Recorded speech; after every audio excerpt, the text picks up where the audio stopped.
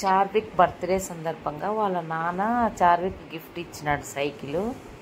కాశీష్ అయితే వెనకల కూర్చొని ఎంత నీట్గా సైకిల్ నేర్పిస్తున్నాడంటే కాశీష్కు చార్విక్ ఫస్ట్లో వెనకల కూర్చున్నాడు, మెల్లగా బాగా ముందుకు పోయినాడు.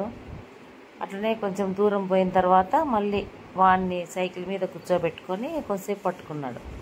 అట్లే మాట్లాడుతూ సైకిల్ వదిలేసినారు. ఎంత ఫాస్ట్గా నేర్చుకున్నాడు చూడండి చార్విక్. అంటే కాశీష్ అంత బాగా ట్రైనింగ్ ఇచ్చినాడు.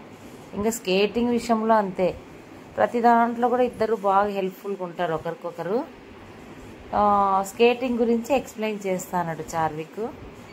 కాశీష్ కూడా బాగా హెల్ప్ చేస్తాడు ప్రతి విషయంలో చారుకి.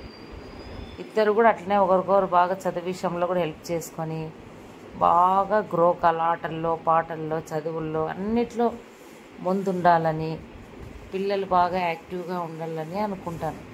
ఎప్పుడు నవ్వుకుంటుంటారు, హ్యాపీగా ఉంటారు, ఒకరికొకరు హెల్ప్ఫుల్గా ఉంటారు.